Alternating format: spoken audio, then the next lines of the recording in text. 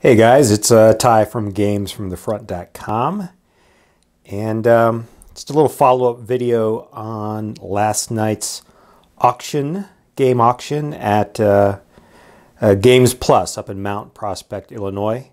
I think this is the fourth time that I'd been up to the auction over the years.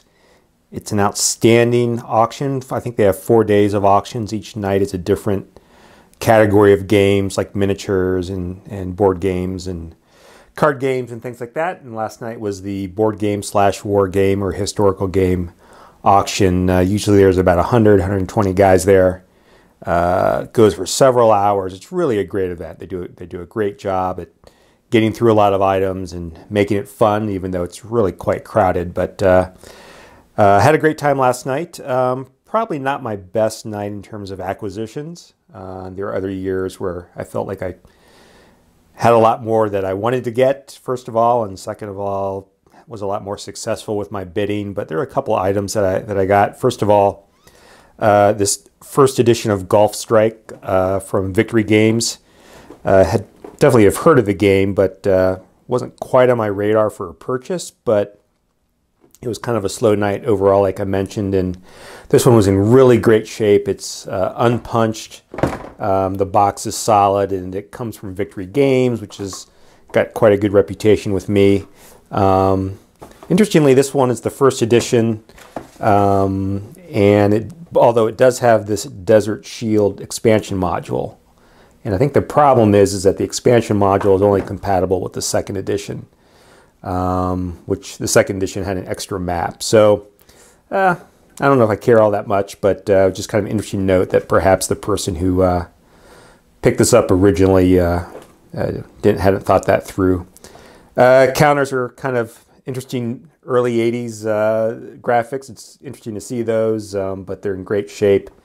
The map is in great shape, and Mark Herman, the designer, has a great reputation. So, and I love contemporary combat games, Third World War, Cold War, that kind of stuff, and this seems to fit in that category. I think I got that for $14, which that was a really great bargain.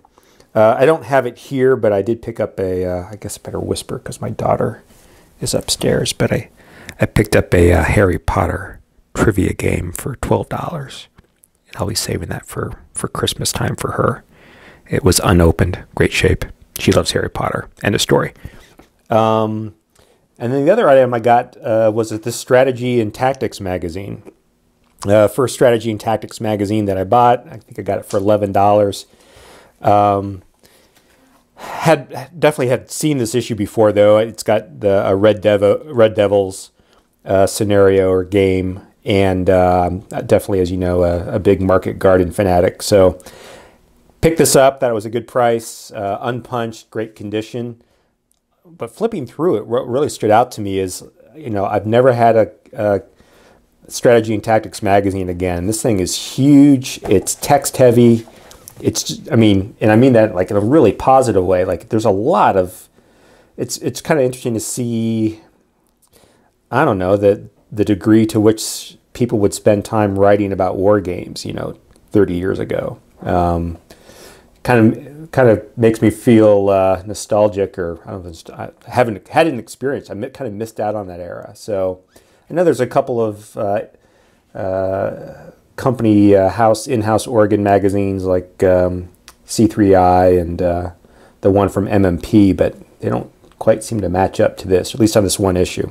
So anyway, looked great, and not so much from the auction, but because I was at Games Plus, because it's a great store, and I didn't get too much at the auction, I did convince myself that it would be okay to get some more Lord of the Rings living card game items. So I picked up The Voice of Isengard, and I'll be kind of sleeving those and building a deck for an event at the Wandering Dragon next weekend. Anyway, if you may find yourself out in Mount Prospect in October or March, definitely recommend you swing by Games Plus, of course, but also specifically their auction, which they have twice a year. Thanks for watching.